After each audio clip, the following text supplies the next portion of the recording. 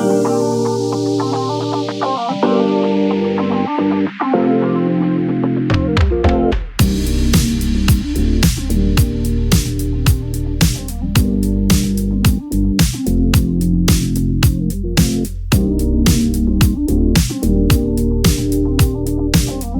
back to another episode, not just another episode, another season of Raise 'Em Up, a podcast all about having the conversation of what does it mean for us to walk alongside of young people. And here we are, season 5. I do not believe it.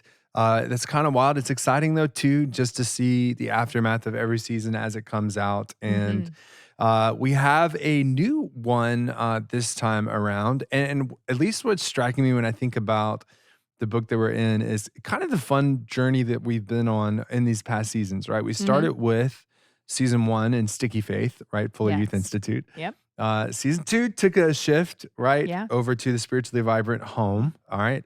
Season 3 went back to Fuller Youth Institute with the 3 big questions. Good one for season 3. Yes. And absolutely. then season 4, Habits of the Household, one of our favorites, still one of our favorites. And now we're back with Fuller Youth Institute and growing with Every Parent's Guide to Helping Teenagers and Young Adults Thrive in Their Faith, Family, and Future. And as I think about this, right, Sticky Faith was somewhat all ages.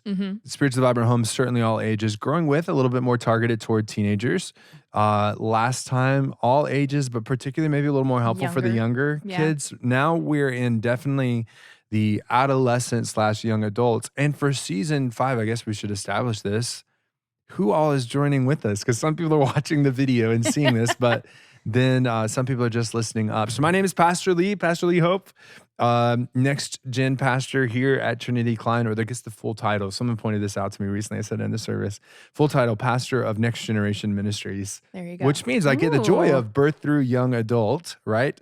And I have 0 kids because I'm not married, which I guess doesn't automatically say that I don't.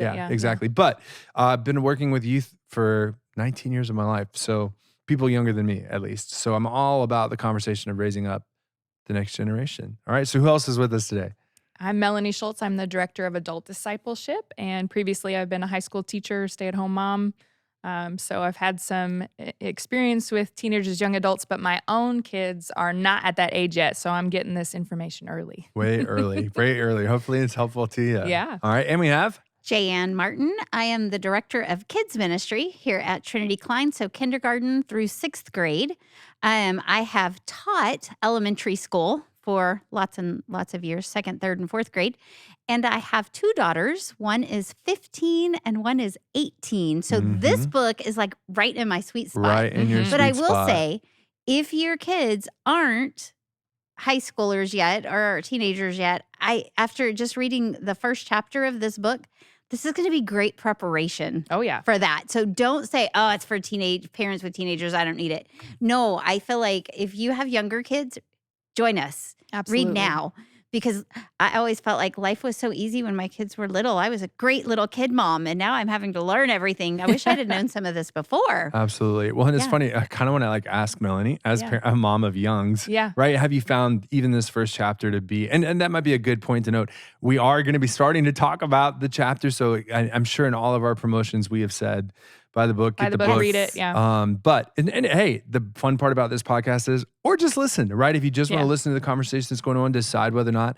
We will be tackling chapter 1 though, so if you're a read the book before you watch the movie kind of person, then maybe pause and keep going. But as a mom of young people, did you get that same vibe, right? She's sitting there going, yes, I need this because I'm in the middle of it. Do you feel the same way? Well, I love that this is all about mindset of how do you approach the task of parenting and the journey of parenting and shift your mindset so that you are growing with your teenagers and not just, telling them what to do or fixing their problems or correcting their mistakes. Yeah. So it's something that already in this first chapter, some of the concepts they're talking about are things that I can start to apply with my kids as I am already beginning to help them move on and mature and become independent.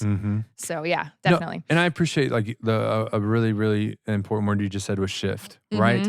Because like I'm sure I've said it, man, 5 seasons. I'm sure I've said it at some point, but I like to point out to you. I mean, again, for my first 6 years here, I was student ministry pastor, so 7th through 12th grade. And now as next gen pastor, though, I still do the same thing. I look at parents, I look at students and say, look, here's the deal.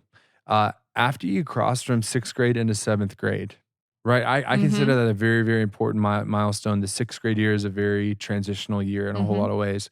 After you transition from 6th grade to 7th grade, parents, you're no longer raising boys and girls. You're raising men and women. Yeah. And this book so far has spoken to the dramatic shift of parenting that has to happen. Yeah. Because it's around 7th grade that you find out, why is all this other stuff not working? Like, why are they not listening the same way? Why are they not doing people like this? me are like, wait, that was great before. Now they look at me like I've lost my mind. Yeah. What is going on? And truly, it doesn't always line up with grades. It's really right. just this whole, and I really appreciate some of the definitions it gave to us of adolescence. Like, what is adolescence? And that's a psychological term that is meant different things. And this chapter really gets into that over the years. Into adulthood, okay? Right. So, and it's particularly young adult. And just to kind of paint that picture for our listeners, and it was fun. Growing with was, and this is a fun fact for y'all maybe, was an after product of one of their other books called Growing Young. Yeah. And so I got the opportunity. So obviously we're releasing this probably when your baby's going to be off at college and things like that. She's going to be there. So it'll be 2 years prior to that when this releases that I started a year-long journey of a Growing Young cohort. So really expanding. It's because Growing Young was research that was done, a research project. That's what Fuller Youth Institute's beautiful at doing. And then it turned into resources for the local congregation. It was about congregations that are growing young. And this is in this chapter, it talks about a little bit. So they said, okay, that's not enough. We don't like that we just did that for congregations. Let's ask specifically, what about for parents? And so I really appreciate that's what this is. This is about growing with your kids when they're crossing into the adolescent years into young adults. Because in Growing Young, they define a young adult as someone from the ages of 18 to 29, which some of my 30-year-old friends have been like, don't say that, right? But it's true. And they would define like a young person then as someone from 12 or 13 all the way through 29. So this is just helpful kind of laying the groundwork for but this first chapter, when you really think about what it was, certainly it is laying the groundwork for what is growing with, what does that mean? All right, so we can all establish this new way of parenting because it is not the same thing as elementary school. Elementary school is rules and boundaries, and it is what it is. And don't ask me why. You lead the charge, and Exactly. And you are very much responsible for safety in so many different ways. Whereas adolescence is growing into an adult. So learning what it means to be independent. And beginning that process of launching your child into adulthood and independence. Yeah. Exactly. And in order to do that, we have to grow alongside them. Yes. We have to change. And that's this concept, right? So this new style of parenting that happens when you have an adolescent is this idea of growing with. But it also really challenged us. This first chapter was about how parenting really is different. So in the same way that what we understand to be an adolescent changes with each generation in a lot of ways, but then also how you parented an adolescent however many years ago. I think the growing with concept still applied, but it's just different because of shifts in generations, and timing things. Yep. Tell me about that. What in the world is Pastor Lee talking about? Well, they identify some unique features of this current generation of young people. And they spend a good amount of time in this book describing the differences between millennials and this new generation and baby boomers. And so they spend some time defining those concepts. But what they highlight about the current generation is that the milestones that people would have reached at certain ages 50 years ago, our teenagers and young adults are not meeting at the same age. Yes. So to give you an illustration of that, one of the main points in this chapter is that 14 is the new 24, meaning that at age 14, the decision-making and the pressure and the busyness that our 14-year-olds have today is about the same as a 24-year-old would have had 50 years ago. So we're seeing a ton more pressure on younger kids, young adults. And then they contrast that with the fact that 28 is the new 18. So where one, you're starting this process of adulthood earlier, you're also much more delayed in achieving and attaining the markers of adulthood. So you're in this adolescent period for longer and moving slower. And that's a really critical thing to understand for parents that's different than it was parenting before. Absolutely. And if you're a grandparent listening too, then I think this is one of the big questions I think the older generation kind of has to say. And you had mentioned before we started, right? So the older generation now is our boomers, right? That's my parents. So they defined it as people born between 1946 and 1964. And then the next one up from that is our Xers, Gen X, which has parents of people graduating high school or college now. So born in 1965 to 1980. I usually stretch that about 5 more years because then you have my group, the millennials, that they define as born in 1980 through 2000, so that 20-year gap.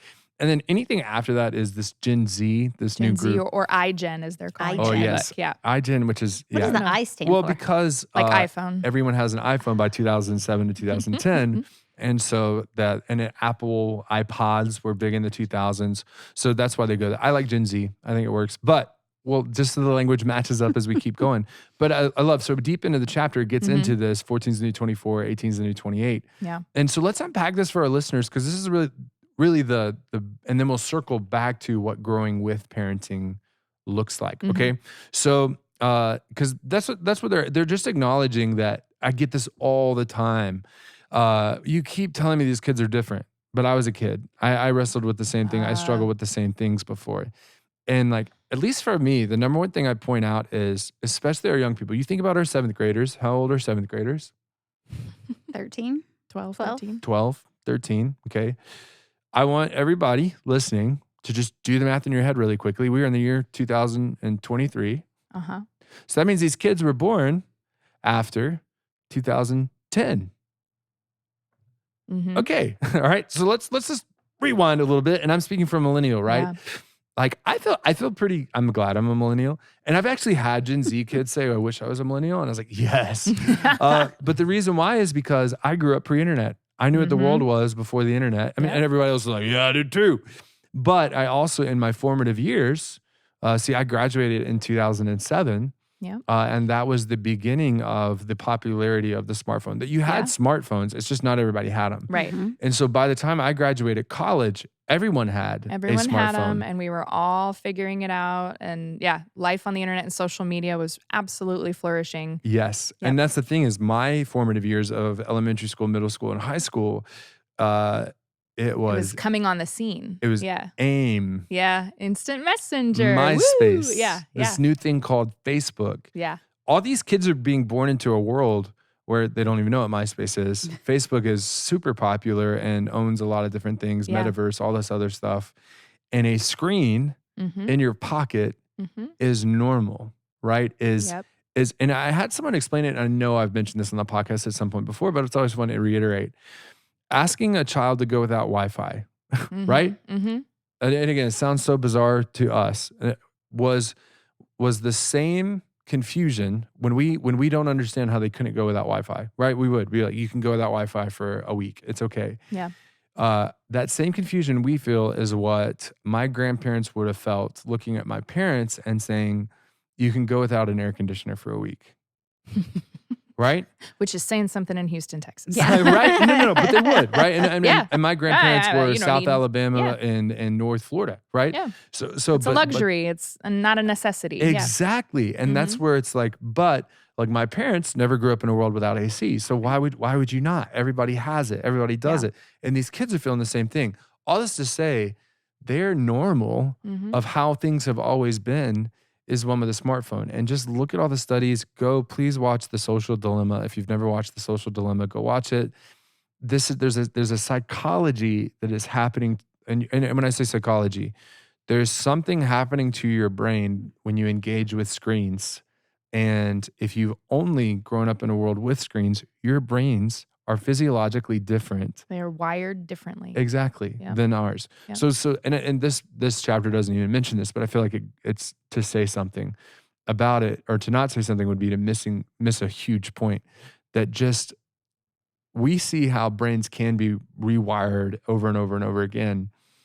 These kids having grown up only with screens, it's just and so you're new in the mom side, right? Mhm. And I struggle with, when that time comes, will I have a TV in my house? Yeah. Will I let my phone come out of my pocket in my house? Like, Yeah. just because I really am scared of, like, psychologically and developmentally Yeah. what it will be like. Like, have y'all had to navigate? Yes. Yeah. Okay. And we had to kind of get on board quickly with what our boundaries were going to be. And I mean, my 7-year-old is like, well, could I get a smartphone? And and we're like, no. But for some of our friends, that's a reality and something that their parents have decided. But yeah, we had to kind of draw lines in the sand and say, these are the limits that we want to set, because we know, and we've done the research that, once your screen time goes above this threshold in a day, it just messes with you, Mhm. and so we've really had to examine that with our kids, and limit their use, and some things just don't happen in our house. They just don't. Other things, it's very limited, structured, um, and we feel and we see that they're able to play. Yeah. They're able to do things that we value for them. Like they aren't just sitting there waiting for the next thing to entertain them. The next video, The next video. Yeah, they are, they have their struggles and working out, trying to figure out what to do next. But absolutely, this digital age is a new challenge to navigate. But it's similar to what you were saying earlier, that, yes, this environment is just different. So, you can say, well, kids are kids no matter what, no matter when. But you could also say, well, how was childhood different during the world wars than Oh, it is now? absolutely, Or like, 100%. how would childhood or adolescence be different, in this other country? It's about the environment. That's what we're addressing here. It's not that kids aren't kids. It's that this environment is different than the one you grew up in. Yes. And that's what we're acknowledging. Well, and it's funny, as Melanie was talking, I mean, do y'all know what the equivalent of the cell phone was in my childhood? Nintendo The television. and television. The Yeah. television, yeah. And Nintendo, yeah. We had to talk about, like, I remember very specifically getting, like, a green ticket that was my screen time. Okay. Yeah. We think of screen time is a very different thing now. Yeah. But it was like a 2-hour screen time allowance or something like that. And I Yeah. had to be able to, and that was like maybe a month of my life, but like it did not stick in our household. But that was the same worry, Yeah. was, why are these kids all watching the televisions and blah, blah, blah, Right. blah, blah. Why aren't they that going was my outside and childhood. why aren't they- yeah, yeah. Exactly. Yeah. And now you live in a world, like, especially because you're so aware of all the things happening in the world, why would I send my kid outside? Yeah, Why would I let can't. them go play in the neighborhood? Why would I blah, blah, blah, blah, blah? Yeah. So I'd it's be so negligent wild. if I let my kids go outside the run way that wild. I did when I was, yeah. Mhm. Exactly. And this is really speaking to, even though it's not included in the chapter, it's speaking to this 14 is the new 24. So let's just kind of break down some of those, get into the 18 is the new Yeah. 28. I'm looking at my notes and just seeing more time demanding activities and less time actually together. Yes. Yeah, because that used to start like high school, right? When your Yes. kids got into high school sports. It doesn't anymore. Now it's starting before. 4th grade. Oh, yeah. These I mean, kiddos I'm seeing it they're in 4th doing grade. sports. They've got to go here. They've got to go there, or Mhm. even school. I mean, Club sports and homework and all these Yes. activities. Absolutely. they are Yeah. way more engaged in activities outside of the home that they have to do, and it requires a lot of time. I mean, kids will Yep. sit for an hour and do homework at Mhm. night. I don't remember doing that when I was in Uh. middle school, but they do it. Oh, I Yeah. remember I mean, middle school, yeah. They have the homework, and there's less time together as a family. Yeah, I drive them because, Uh-huh. at 14, they're not driving yet, but we're in the car. That may Mhm. not be, really quality time together. Sure. I'm watching them play their sport, but they're on the sport or they're on the stage. This is good transition. I see you have Chap's quote highlighted. Absolutely, Like, please yes. share it. I thought that was like one of the most beautiful, page 28, Mhm. 29. Yeah, introduce this quote because what it's acknowledging is it's not just kids that are different. Even what we allow to define parenting to be has changed. Yes, the perspective on what makes you a good parent has changed. And so it says, And Chap Clark, he's the guy that wrote Sticky Faith with Kara, right? Who also writes this. This is Kara Powell and Stephen Argue. Yes. Stephen Argue. But yeah, go ahead. So Chap Clark says that parents have evolved to the point where we believe driving is support, being active is love, and providing any and every opportunity is selfless nurture. We're a culture that has forgotten to be together. We've lost the ability to spend unstructured downtime. And I think that I can completely relate to that. Oh man, I didn't start my son in T-ball really early on. Is he going to be behind, or is he missing out because I am saying, I don't know if I have the capacity to involve them in more than one activity at a time, or, so just even with my young kids, I'm going, there's a pressure. Am I giving them all the opportunities that they need? Am I being selfless enough with our schedule to allow them to have all these different opportunities that are going to bless them? Well, that maybe a blessing for them is to reduce the amount of busyness, because we're seeing an epidemic of absolute busyness and ridiculous amount of stress. So before this quote, it says that teenagers' anxiety, approximately 20% of teenagers confess that they worry a great deal about current and future life events, but only 8% of the parents of these same teenagers are aware that they're experiencing this high stress.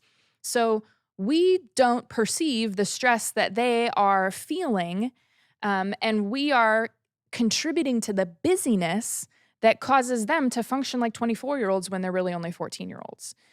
So yeah, there's this conflicting feelings that parents have and pressures that they're operating under that are contributing to the stress and the reduction of the childhood that we need to fight for our kids in some ways. Absolutely. And I'm going to go ahead and be the pastor here and just point out how biblical this is, right? So like you think of like God saying that the talking about the sins of the fathers, right? Onto the third and the fourth and the fifth generation, right? Or maybe it only goes to the fourth. But I would say this trend started at least back in the greatest generation. So we kind of said like boomers, Xers, millennials. Well, before the boomers was the Xers. Well, you think about the Xers, they're the ones that lived through the Great Depression. So coming out of the Great Depression, they're the ones that fought for us in World War II. What did they choose to do when they got back? Why were they the baby boomers, or why did they create the baby boomers? Because they came back and they said, my kids are not going to have my childhood. They're not going to want for something. They're not going to have to go off to war. I'm going to give them everything that they need and everything that they want, okay? And at the same time, during that time, you also lived through a time of America Matters, and you have the whole fighting in a world war. So there's a lot more strict, my way goes. I fought for this, I earned this. Okay. So then you have the boomers, and this boomer generation says, I'm going to provide everything for my kids too, but not like my parents did. My parents were very much, this is what you're going to do. This is how you're going to do it, blah, blah, blah, blah. We're going to provide for you. I'm going to let my kids figure it out. And but I'm going to spoil them pretty much. I'm going to give them what I didn't have, the freedom maybe. The freedom, yeah. And then somewhat that carried over into the Xers and the millennials. And then you also had the situation of the millennials as we get born then too. It's the same similar pattern that is happening of when we're raising Gen Z, we're doing the same thing of what was important was being involved with all the sports and all the things that I didn't get to do, because now you're aware of all the opportunities and the way social media has shaped everything for the millennials as they're raising kids is the same exact thing that's happening. You just are so aware of everything. Now, not only that, now you're raising kids with cell phones in their pockets and they're aware of everything too. And it's causing all of this mental draining on all the pieces. So 14 becomes the new 24. At 24, back in the day, you would have been aware of, yes, life's getting a little busier and a little heavier, but you're 24, you're developed, your brains, all this other stuff. Now we're placing that same amount of pressure on our 14-year-olds to try and figure out life. So they're more superficially connected and less deeply supported, because yes, they have a lot of opportunities and a lot of things, a lot of information at their fingertips, but life is just different. Did any of the stats in this section kind of get it, you guys, as you look at this? I'm on page 2930. I think because my kids are that age, right? It doesn't shock me that 92% of teenagers go online at least once a day. 1 in 4 go online almost constantly. That doesn't surprise me because if we're talking about something at the dinner table, my kids are like, oh, let's look it up. If somebody asks a question, let's pull it up and look. I mean, it's constant. It's right there at your fingertips. If you want to know something, you look it up and you find the answer. Yeah. So that didn't surprise me. Teens who own a smartphone spend an average of 4.38 hours per day using it. Nope, doesn't surprise me. It That does. doesn't surprise me Because they're constantly looking up And it adds up. information. Yeah. And and then like 60 text messages is Yeah, the that didn't surprise median me. number of text messages a teenager receives in a day.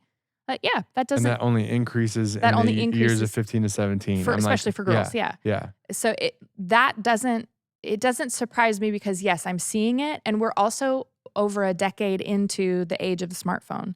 And so the research and the constant talking about the smartphone, it seems, I don't know, it just seems to me like, yep, this is where we're at. This is an accurate reflection of the state of things. Yeah. But I appreciate how It the didn't research surprise me. points out that this doesn't help the mental health, right? Right. There's just disappointment that follows that level of engagement because it's not the support that you have when Yeah. the cell phone's not the main way to engage. I might even say, so I just looked, the copyright of this is 2019. I might say those numbers are shifted a little bit higher way now. higher, yeah. Especially when I was, because the one that it says 3/4 of higher income teens have smartphones compared to 51% of lower income teens.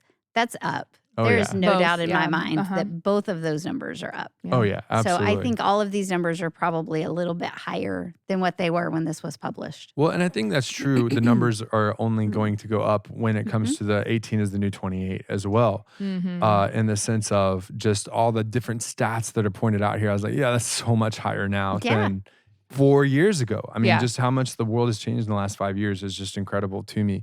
But basically, the premise behind the whole 18 to 28 is there's now an extended trek to adulthood. Yeah. So back 50 years ago, you had, once you graduated high school, you could start your life. You were an adult. You could go into the workforce and support yourself and a family and all these other things. Like I remember even when I was graduating forever ago in 2007, and my mom saying to me that her college degree had the value that my seminary degree would have.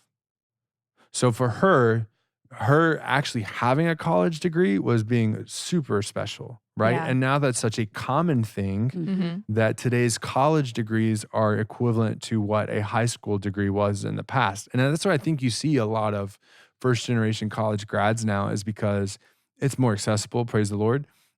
But also because college was not the thing 50 years ago. Not everybody could go to college.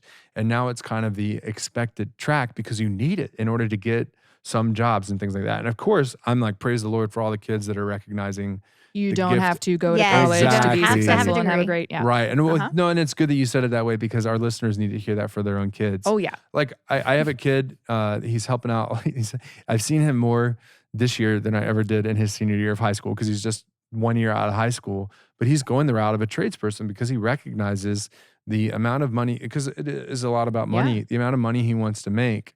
He'll be able to do that pretty swiftly without added loans and debt from college and stuff like that. And he's very happy with the lifestyle of being an electrician or plumber or some sort of trade and things like that. Absolutely. Well, and that kind of the very beginning of this chapter opens up with the kind of the snarky comments and the way people treat this generation, or how to confuse a millennial, how we kind of tend to view this current generation as entitled or disloyal. But the reality is that the pressures are just different, and the expectation is now that instead of going from high school to the workforce, now the expectation is to go to college.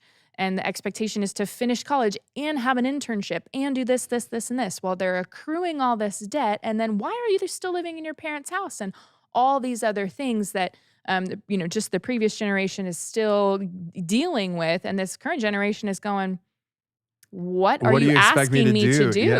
What do you expect of me? And what am I supposed to do now? So the result then for a lot of young adults is, well, I'm going to take my time and I'm going to make the decisions that I want to make, and really take the reins so that they're meeting these different markers of adulthood, of graduating college or getting married, having children, having a career. They're meeting these markers later and delaying things because they want to have control and make choices that make sense for them. And because they're feeling the burdens and the pressure of doing it this way hasn't worked. Yeah. Doing it this way isn't sustainable. And I felt this whole section like I felt so good for millennials, like reading through this, because it really did speak to my generation and everything that we do experience. Because it talks about, like, I even thought though, like they talked about the markers of adulthood. Now, they did not qualify this as the markers of adulthood 50 years ago. They just said adults are people who leave the home, finish school, are financially independent. And then they added married and children. So I was like, oh, I'm not an adult, boys. like that's the way I felt. Yeah. But it started asking the whys for our generation, and it spoke to it, right? And you spoke to like the financial independence is not as achievable as it was if you take the certain paths that are expected for you. Right. And so you have to make choices like living at home. You have to make choices of renting rather than owning. And that's why I remember even when the Obamacare, and you had 26 before you're off of your parents, he got a lot of flack for that. But it was one of those like, oh, that's great because I'm not going to be financially independent until 26, right? When I get a full-time job because I'm in grad school, I'm doing all these other things. And so, but it was interesting too, like why not? Why are people getting married later? Well, because we grew up in a world where divorce or separation was super common. And I thought it was super common then. Yeah. And now look at it. And it's like, so why do we want to enter into marriage and stuff like that? I was like, this is so fascinating. Yep.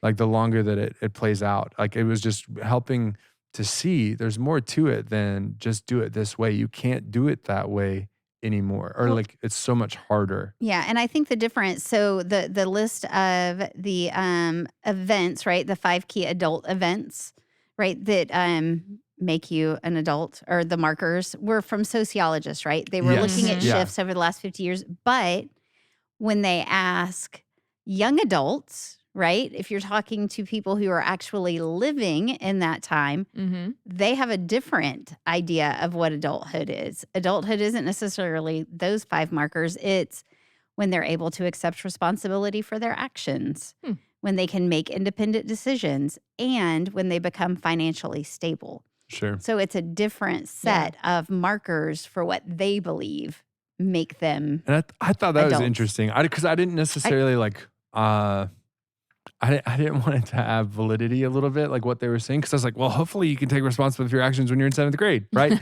Stuff like that. So it was interesting to hear that too, I guess, like as I was reading through, because that was a point where I kind of disagreed. But I think what they're saying is, right, so if 28 is the new 18, right?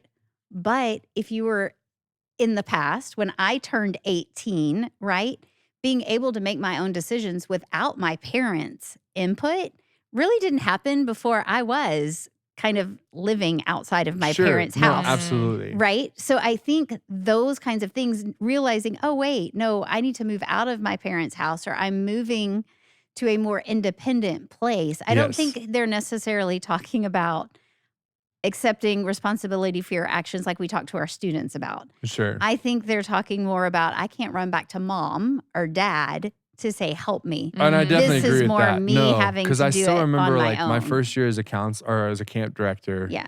Like having a mom wanting to come and talk to me about their 18-year-old's employment, and I was like, no, Right. Like I'm not going to talk to you about like your child is 18, signed the contract. You didn't sign the contract. I'm not responsible to you.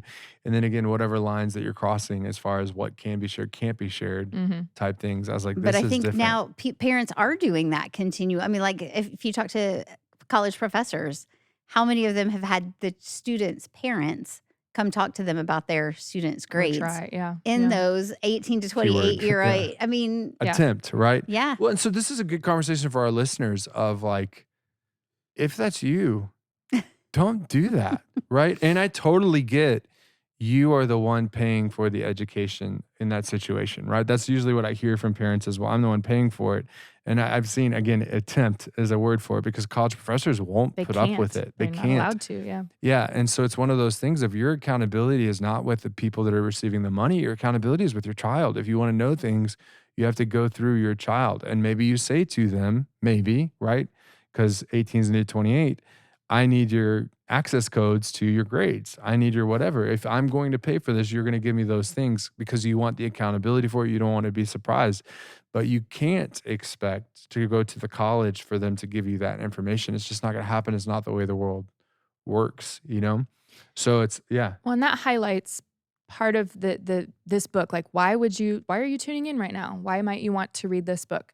Do you feel like as your teenagers, young adults are growing up, that they're growing away from you, that they're moving out, moving on, distancing? Because I think that's a lot of the reason why parents do want to have that close control, connection, communication with, whether it be college professors or employers or whatever, is because they're not finding that they're connecting well with their kids right now. No, that's a good observation. And Yeah. this is a book that's going to shift your mindset to allow you to grow with your kids, not to be in charge of their growth. And that's a key difference. And so I love that there are 3 verbs that are fun that this book is going to dig into, and a new definition of parenting and the goal of parenting, which isn't to make sure your kid is successful, right? It's, you're not you're not holding the reins, you're not leading the charge in how your kid's life is going to end up. That's not your responsibility. Your responsibility is to move with them and support them in their journey. And that's a big shift for many of us as parents. Yeah. And again, you went back to that word that's so important. Shift. Because as you were talking, I was like, friends, this doesn't happen when your kid goes to college. No, it needs to The start shift happening. starts happening in 6th, 7th grade. Yeah. And when adolescence Yes. begins. Because I appreciated how too, just the old norms or definitions of things don't work anymore. So to close the chapter on the 18 is the new 28, like the whole shifting of jobs, right? The whole feeling squared into, no, like the internet has made it fully aware of what's available out there. I even had a friend of mine recently post, so a millennial, right, say about how she was told, you don't leave a place, you stay in a place for this many years. Well, she put in like 50 applications at different places because she wasn't satisfied with where she was at working. And it took 50 applications, plenty of interviews and all this other stuff to get a $20,000 bump, a $20,000 bump in a pay because she knew it was out there. She was going to chase. So yeah, people are going to job hop and do all these other things. But again, she figured that out, right? She had enough individualism because it wasn't mom and dad are figuring all this stuff out for me too. So let's circle up to growing with parenting and what does that mean? And then get to those 3 verbs that you were kind of teasing for us as well. So yeah, growing with parenting for those from about 13 years old, right? So probably 7th grade through 29. And what does that mean to be a growing with parent? So from the authors, they say, we define growing with parenting as a mutual journey of intentional growth for both ourselves and our children that trusts God to transform us all. And then they do a really good job in the chapter of breaking that down piece by piece, like a mutual journey where we're both grown. Like, this is the first time I'm parenting you in this. I'm new at this part of the journey, and so are you. So it acknowledges the fact that I don't have all the answers, but I need to grow in my ability to launch you into the reality of the world. Like, I need to grow in my acceptance of you as an emerging adult. I need to, I need to figure things out as I continue to adult. And then also that we're working towards solutions. Like, we're looking for resources. We're aiming to praise things that our kids are doing well to help continue those patterns and those behaviors. And then finally, we shift the focus from getting our kids to do things or change things into how we can change with our kids so that we maintain that relationship. So instead of being in control, we consider relational challenges as opportunities, which always reminds me of the Office episode where they go to marriage counseling, Jim and Pam, and they say, oh, now I have the opportunity to go to marriage counseling. And in marriage counseling, we learn that opportunity is another word for things you don't want to do. So yes, we get the opportunity to grow. And that can be something that you don't want to do because it causes you to change your behavior, change your expectations. It's not easy. Get uncomfortable. It's not easy. And that's the thing is like parenting, once you finally think you're figuring it out, it changes, Yes. And that's where I appreciate it. Kind of some of the things they highlighted in this section about how parenting with parents parent with values and responsiveness over task and techniques. Yeah. Right. So when in it's elementary school, task and techniques, you live under my roof. This is how it goes. By the time you're placing keys into their hands and cell phones in their pockets, good luck having the same kind of control. Yeah, it doesn't function the over same all way. these things, I appreciate it. One of the things they said that I think is so crucial is during this season, right? You can totally have expectations for your kids before 6th grade about how they're going to behave and what they're going to do and blah, blah, blah, blah. And to some extent, you can have the same expectations. In our house, we do this. That's season 1 stuff. But you learn to accept the kid that you have, not the one that you want. Yes, or the one you expected to have. Yeah. Exactly. That was a... I wrote not ouch once the wrong word, but next the to one that. you wish they had. That's the thing. Yeah. Because your kid is not you. They're going to definitely trust me. They're all you because I see it working with them.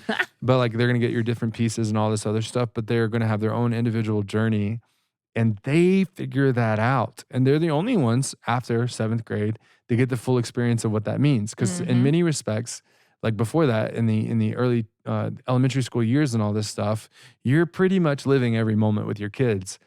Once you get to that 6th, 7th, 8th grade, all of a sudden there's a whole lot of stuff you just don't know anymore, right? Yeah. And it's scary, but that's why the growing with approach is going to be so important because you got to acknowledge it's different. It talks about working towards solutions rather than only identifying problems, seeking new resources. You mentioned that rather than going back to old patterns. Catch kids doing things right rather than only naming wrongs. And that's a really important one. I mean, gosh, that's really important. If your employer is only ever giving you feedback that's negative, that's not going to motivate you to be better. Exactly. And it's the same approach for our kids. So it's just a good common sense. Exactly. All of those pieces then become so crucial for again, I appreciate you pointing out where they pointed out of you feel like you're distancing yourself from your kid or the things are growing apart. You're and drifting, the invitation is for you to grow with and to learn what that means. And so they go into next these 3 dynamic verbs that you want to be withing, faithing, and adulting, which I love. And they do such a great job of illustrating it in these 3 pictures of situations with different young adults, sorry. And the first one is taking your kid to buy a car for the first time. I'm walking through that process with this young person who is going to have their own agenda that is probably going to be different than yours.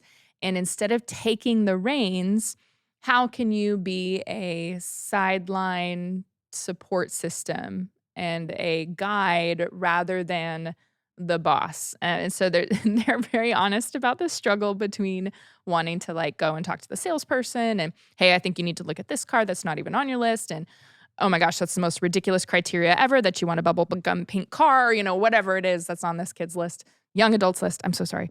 But really just giving some feedback, not telling them what to do, asking questions. I was going to say, that's one of my big things, ask questions. Ask a lot of questions, make them consider. Again, I wouldn't, you don't want your kid to jump into a terrible situation, right? You don't want it. And at the same time, you learn the hard way, right? Yeah. So ask questions before they make the terrible decision so they can at least think about it. Well, yeah. And just offering that, what is important to you? Okay. Thanks for now I understand what are some of the things that you're looking for. Have you thought about this? Or what's something that you definitely don't want to run into? What are some concerns that you have? And then just being available and walking with them in the decision. And so you're going to end up in a spot more often than not when you're a growing with parent that they're going to make a decision that you probably don't 100% love. Well, that you wouldn't make. Because you're a different person. Yep. You were not going to make the same decision. Your life experience is going to inform your decision, and their different life experience or lack of the extent of life experience is going to cause them to come to different conclusions. And it's going to be a little bit uncomfortable. But what you're going to get is a bolstered sense of their identity and their ability to trust and connect with you. You know, you're allowing them to see you not as a dictator, not as somebody who's against them and judging them, but as somebody who wants to see them succeed and is there to bounce ideas off of and, you know, be there to support them. That's a big difference. And that's ultimately, I think, what we want. We want our kids, we want our children or our young adults to see us as a support and not feel as though that we're going to be pushing them away or we're going to be trying to pigeonhole them into some particular way of living. Or trumpet or make the decision for them. Yeah. Like going along with that definition of withing, right? That word support, right? So it's not, you're not making a decision for them, you're making a decision with them. Yep. All right. And I appreciated there, they talked about TJ and his college decisions. TJ was a kid that was blessed as a golfer. Dad was a football coach, but his kid was a golfer, right? Learning to accept the kid you have. Yep. Love the kid you got. And had a ton of offerings and eventually chose a school that they wouldn't have when they looked at all the different offerings, wouldn't have been there. But, you know, he made certain calls by himself and they had to like check themselves like, oh, no. We don't say, why didn't you ask us? You're just thankful they're making decisions on their own. Yeah, they walked beside him, right? And they were like, hey, what are the things that you want in a school? Let's make a list of that. What are the things that are important to you? Let's make a list of that. But TJ made a list, looked and was like, no. And then all of a sudden comes down and is like, he's got 3 schools left or 4 schools left, comes down and he's like, hey, so I just emailed these 2 people and said no. And they were like, huh, what? Yeah. Okay. Yeah. I mean, without consulting his parents, but they talked to him. He explained reasons, and they're like, okay, this is your decision. Yeah. Which as a parent, you're like, really? You just said no. Okay. Yeah. Yeah. And ultimately, he made a decision that may have been surprising, but also in this case, he chose a school that allowed him to have an opportunity to work in a praise band and exercise his faith while doing something like golf that he really appreciated and had scholarship money for. So there are multiple right decisions. And I think that's another thing, that the pressure is on teenagers and young adults that like there's one right path, and if they don't figure it out, then they've failed. I think the same can be true for us as parents. We think there's one right path and one right choice, and if this domino falls, then the rest of their life is trash. Well, or it's going to be so much more difficult. It's the whole vicarious living. It's the whole, I can't wait to tell my friends that they're doing this and this and this in college, or they got here, they got accepted here. And it's like reminding yourself, this is not about you. This is not about your friends. This is not about your popularity or your willingness to brag. This is about launching an adult out into the world. This is about launching someone that knows how to live their own life and actually does with some level of responsibility and wisdom and values. And it's also about trusting God with your kid. Yes. Because if they make a decision that is different from what you would make, and you take that as your failure, then you're not putting your trust in the right spot. Goodness knows, did you make the decisions your parents wanted you to make every time, all the time? Is that your life? I highly doubt it. And yet God was faithful to you. Right, exactly. So interesting. Yeah. As a mom whose child is going through this process or just recently finished this college shopping process, I mean, she for sure made a decision that was one that I was like, oh, okay, that's great. We'll travel 13 hours to see you. It's fantastic. But we were beside her through these decisions. She wanted to play a sport. Yeah. She reached out to coaches. She found her list of schools that she thought would be good fits. She reached out to those coaches and communicated with them for a year, with us walking beside her. Hey, what do you need from us? Did you do this? Yeah. Look at this. Check, those kinds of things. But she ultimately made this decision completely on her own after we went and visited 2 of the schools. Yeah. And then she had the decision to make. And while we were with her, it Yeah. was her decision. I mean, Mhm. because I can tell you, I would have made a completely different decision than what she Right. made. But now looking at it, I'm like, oh my goodness, this has been just even once she made the decision and signed and did that, the process and just watching her and what she's going through now, it's an exciting thing now to be able to Yeah. watch her and to help be alongside her Yeah. while she's preparing for this new stage of life and Yeah. what's happening. That's And very just cool. allowing her to go by herself. Absolutely. All right. So this is withing, right? So what does it mean to be with them, especially during the young adult years? But I think, and that's the thing is these three verbs really zero in on the young adult years. Mhm. But keep in mind, listeners, like we're talking about, you have opportunities to practice these starting around Yes. 7th grade. I mean, what sports, what all these other things that they're choosing to do. The second verb that we had here is faithing, which Mhm. I hate that we're only touching on it, but I get that we're going to talk about it later on in the book Yes. too, because I found this is probably one of the most critical pieces, Mhm. are popular maybe pieces that I find people talking about Mm. of the fact that you can't force faith and you can't force the decisions that your kids are going to make, especially when they walk away Yeah. from faith in their young adulthood Yeah, I think we years. should look at that definition because what is faithing? Yes, yeah, And we mean a child's growth in owning and embodying their own journey with God as exactly. they encounter new experiences and information. Yeah. Because, yeah, I have my faith. And when they're younger, I can say, yes, you're coming with me. You are going to church. You are going to do Yeah. this. You are going to do that. But at some point, their faith has to become their own, right? It does. Yeah. And you And- start practicing this, you can here at Trinity at least, as early as 7th grade. I mean, Yeah, that's what this but idea that's- of confirmation is. Is they are owning their faith. They are learning what to say and why. Or not what they say, what they believe and why. And I tell parents the very beginning of the year, because you can do confirmation here any year between 7th and 12th grade. Mhm. But I tell the students, like, yeah, if you get to the end of this and when we ask you the question, why are you confirming your faith? And you say, well, mom and dad made me. You're not getting confirmed. That's not what this is about, Yeah. right? This is about ownership. So don't even step on this journey if you don't want to. If you don't want to own your faith for yourself and do it. Yeah, Yeah. and I think as parents, right, it's hard for us when we see them struggling with their faith. Because Are it's of walking- eternal significance. There- right? there's no doubt. I mean- right? Yeah. But I think that the example of this family was, okay, the parents had a choice to make. Their child, who had grown up in church, who Mhm. had seen his parents' faith, said, oh, now I'm agnostic. And then started dating a girl who was atheist. And their relationship grew. And the parents were like, what do we do? Well, it's so interesting seeing the friends' responses. Yes. So like, the, that the was friends of the bizarre parents. to me. Yeah, the friends of the parents had these different, like, okay, well, why don't you try this, this, and this? And it was very interesting because it's going back to things we've learned in previous seasons where, are you using anger to control? Mhm. Yes. Or are you using love to show compassion and care and Well, invite. invite? Yeah. Yeah. So some of the parents' friends were saying things like, you should cut him out until he comes back to the faith.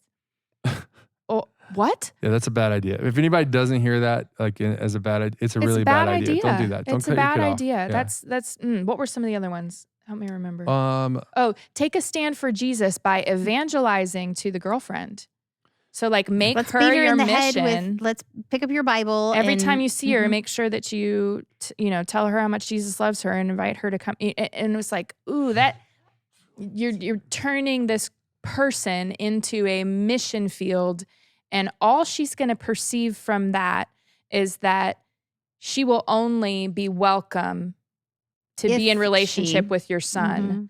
if and when she conforms. And that is not the posture of Jesus' heart toward her. So And- it darn well shouldn't be ours. And what I love is that Deanne and Ray are like, oh, you know what? We're just going to love our son. right. Yep. And we're going to welcome Mindy in, and we're going to love her too. Yep. And whenever they're here, we're going to show God's love to them. We're going to love them. We're not going to turn our backs on them. We're not going to tell them at every chance we get how wrong they are. Yeah. They know our faith. We're going to Yep. share our faith. We're going to live out our faith. We're going to do our things. And then what happens? Well, the girlfriend one day starts crying, gives the mom a hug, and is like, man, I don't understand why you welcome me the way you do. I've told you I'm an atheist, but you show me so much kindness. Thank you. Well, and it just, Man, yeah. isn't that what, God And- calls us to do? But we're so afraid, I think, sometimes. Mhm. We're so afraid, like, well, what if it doesn't work? We're not actively doing something. And I think that's where it's like, okay, who's in charge? Who's in charge? God is in charge. Who is sovereign? God is sovereign. Who's the one who gives the gift of faith through the Holy Spirit? God is. And so when we try to take that power, it causes us to see people as missions and checkboxes and tasks and obstacles. And that's not who they are. And the other thing that, before we leave this section, the other thing that the bad advice was, if you prayed enough, if you prayed hard enough, then your son would come back to Jesus. And that's a really toxic belief as well, because ultimately we're dealing with free will and the sovereignty of God. We are not dealing with you have the power to convert people. That's just not going to be healthy for you. And again, you're going to start turning people made in the image of God into a task that is up to you somehow now to complete or conquer. And that is not the posture of Jesus. Yeah, and I'm No. going to come full circle in this one too, like, because when we talk about loving people and living out the faith too, like in the same way that your kid is unique and gets to live their own life, you do too, right?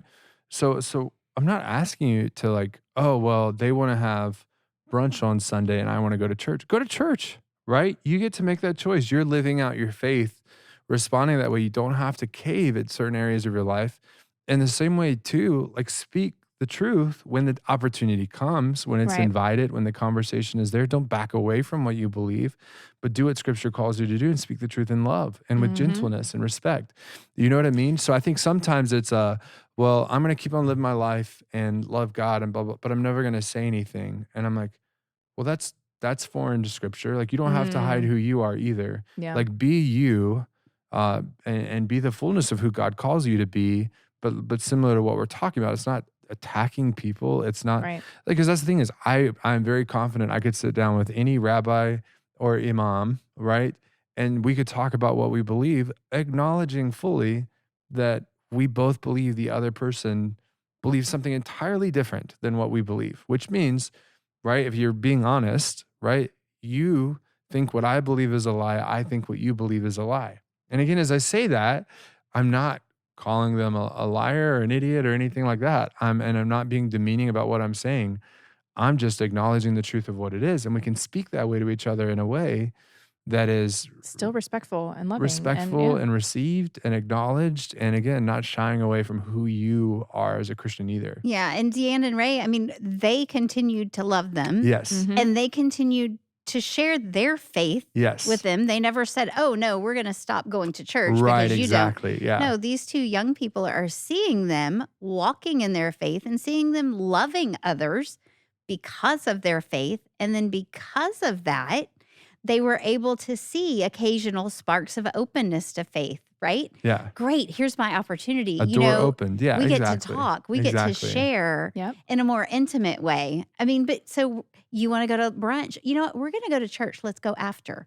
Yeah. What a great way to faith Well, along. You're and I- faithing with them. I will circle back to one of my favorite Yeah. quotes for this podcast, which is be curious, Not judgmental. not judgmental, Yeah. right? So the other opportunity, if that's you, similar to if I was sitting here with, again, an imam, a leader of the Islamic faith, or a rabbi, I could ask genuine questions of them without fear of somehow adopting whatever they believe, because I think Christians do that sometimes. I don't want to hear about it because I don't want to be tempted. Okay, whatever.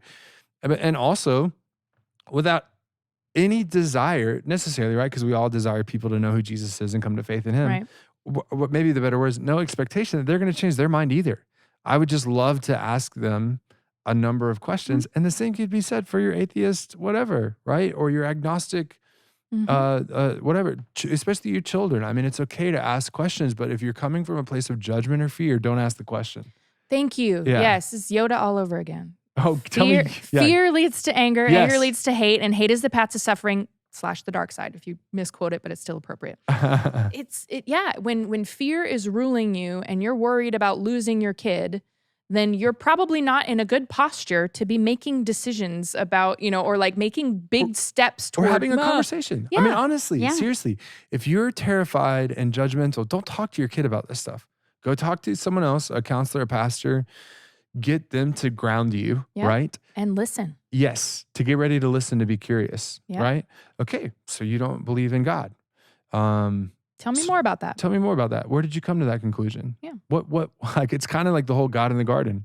Who told you were naked? Right? If God can do that, God's Yep. obviously not happy with what they did, right? Because they just damned the whole world. Okay? And he knows exactly why and how and when and how, And he still asks. He still asks. Yep. Same thing with the rich young ruler, like I like to quote, right? Mhm. Why do you call me good? Right? Good teacher. Well, why do you call me good? He doesn't answer his question, doesn't go into it, doesn't Yeah. ask any more. Like, it's just abundant curiosity. So where did we all come from? What happens after you die? And this isn't grilling, Yeah, right? There's a exactly. big Because difference grilling is- between And they can read tone of voice, and they can read body language, Absolutely. and they can read Exactly. your eyes. So So, if, yeah. if your questions are intended to control, manipulate, coerce, like then that's not You smell going that to be out good either. real quick. Yeah. Yeah. Yeah. Yeah. So be curious, abundantly curious. Tell me more. Yeah. Where'd you get there? Huh. Okay. Are you willing know? to talk about this? I'd love to. I have some questions. Yeah. Yeah. Yeah. And again, and do your best not to be dismissive or laugh it off or Mhm. something. I've seen Yep. that too. Just genuinely be curious. I find people fascinating. I mean, and I still go back to, I believe it's Mark Twain. I've never met someone so dumb I couldn't learn from them. Right. So it's like, there is this like someone could just be completely like different, other, foreign to me. And I'd be wildly interested. Right. Just to learn, how in the world did you get here? This is so fascinating. Right. So, and I think that's the attitude God invites us to have, grounded in what we know to be true, anchor yourself down in it. But if you're coming at it from judgment, defensiveness, or fear or anger, probably not the best time. Yeah. And you can say that. I think those are words you can say to someone. Say to your own son, I'm not sure exactly how to process this right now. I'm going to figure that out. But when the time comes, I'd love to keep talking. Yeah. Right. And say it from a place of love, not a Mhm. place of defensiveness. And you can be like, I find myself a little fearful. It's probably not the place for me to ask any questions. Is that okay? Yeah. And that's humility, walking in the door, Mhm. and hopefully leaving a door open for something like that. Which brings us back again to this idea that you're growing with. Oh, yeah. Right? You're Yeah. growing. You are being transformed. You are in process just like your children are. And that's good. That's okay. Them seeing that shows them who Jesus is in all of our lives. Because if you feel like you have arrived and therefore you must pass that along to your kid, or if your kid doesn't think that you have arrived and you are complete and whole and right and perfect, if that's what you think you need to be, that's going to turn off most people real quick. Mhm. But the humility and the being in process, continually learning, continually following and Jesus and admitting mistakes, like all of those things are what relationships are built on. And we're seeking a better relationship with our kid. We're seeking a better relationship with God the Father. We're seeking a better relationship for all of us together. And so the vulnerability, the transparency, the humility, the fact that we're in process, all of that is critical. And that's a theme we're going to be exploring in this book as well. Absolutely. All right. So I know we're getting a little bit extended on the time for this first episode, but there was One one more more verb. word, one more verb, which I'll be honest, it made me cringe when I saw it was coming, but I'm okay with it. Right. The final verb is Adulting. adulting. I hate that word. I saw in the book, it said it started trending in 2008, and I've just seen so many people misuse that word or like use it like attempting to be comedic, or maybe Yeah. they're being serious. It's like, yeah, that's not adulting. That's nowhere close to what an adult does. So what is adulting? Yeah, what is adulting? Yes. The definition I wrote down: growth in agency.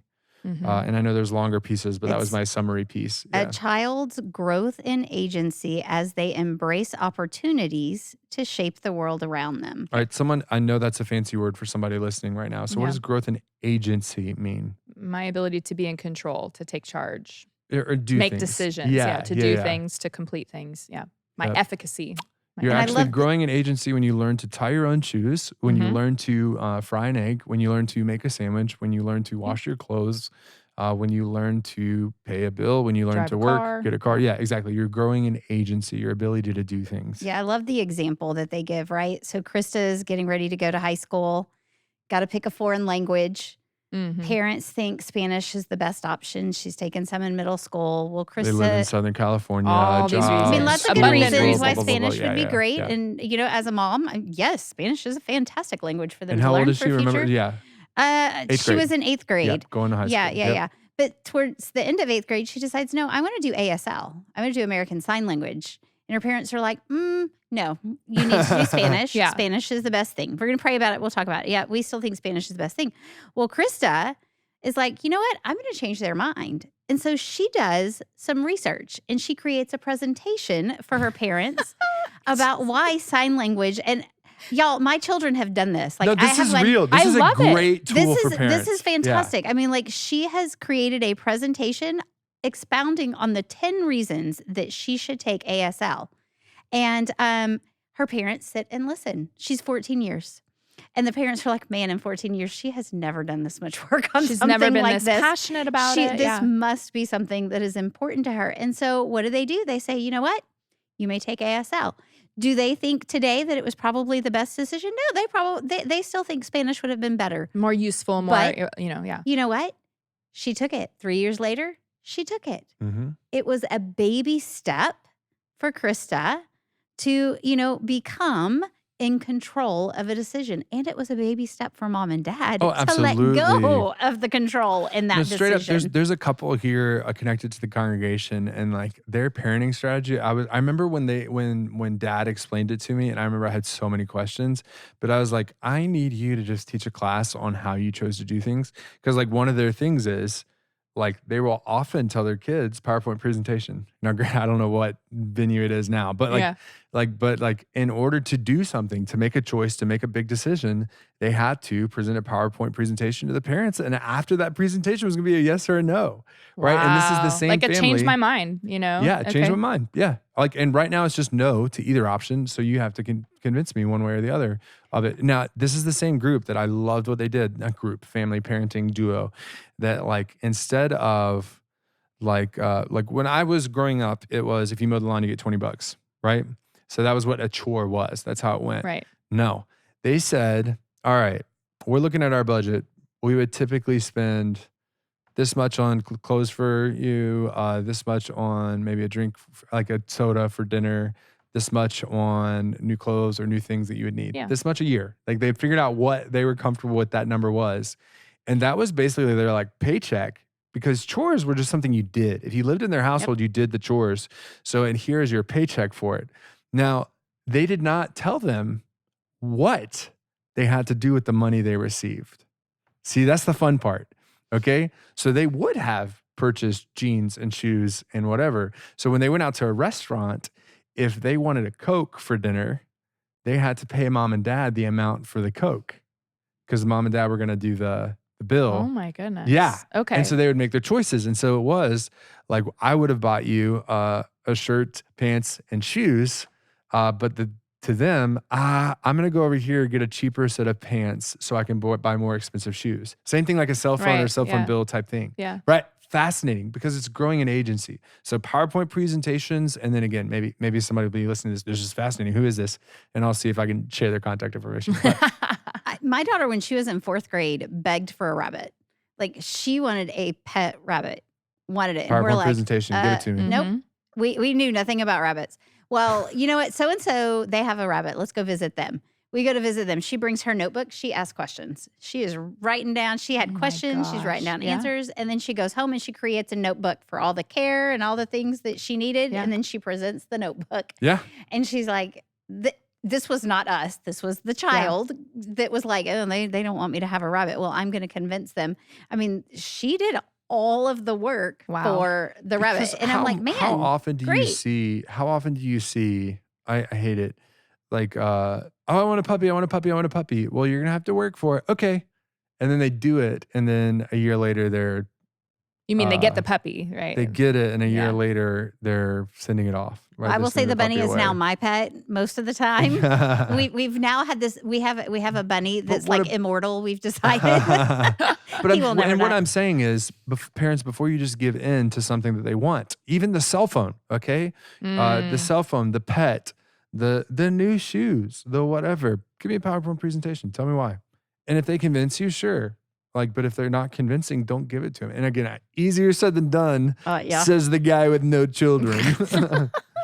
But maybe it's helpful too when it comes to like a big decision, like going from, like for our students at our school, they get the choice of high school. Like there's nowhere to keep going once they leave here. So where am I going to go to high school and why? You know? Yeah, it's just so adulting, growing in agency, the ASL Spanish. Yeah. Where the chapter kind of wraps up, which I appreciate, is just kind of I think people think parenting is harder when you have younger kids. I think it's different hard at different seasons. Good. I like that. Yeah. I appreciate where it's instead of still in, you're all in. Because what I would offer is I see too often, particularly if it's the third or fourth kid, that by the time they hit 7th grade, the parenting just stops.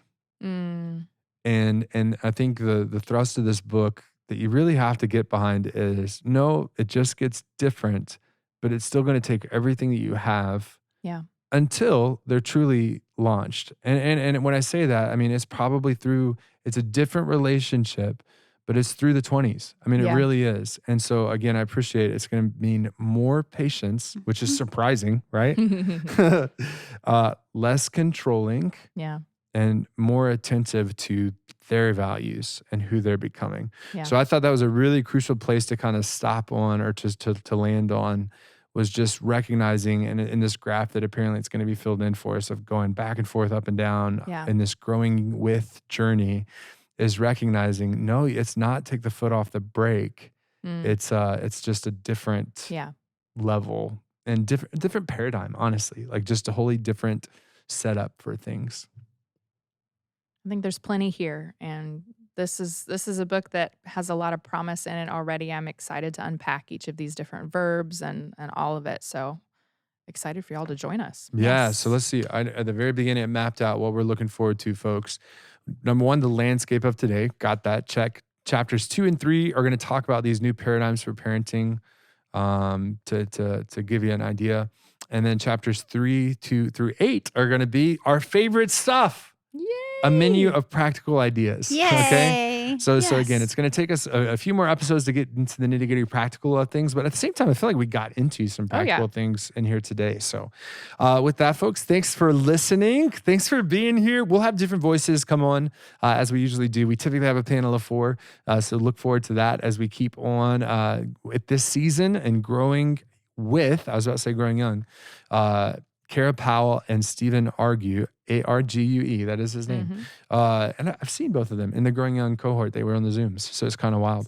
But keep on joining. We'll see you next week as we dive on into chapter 2.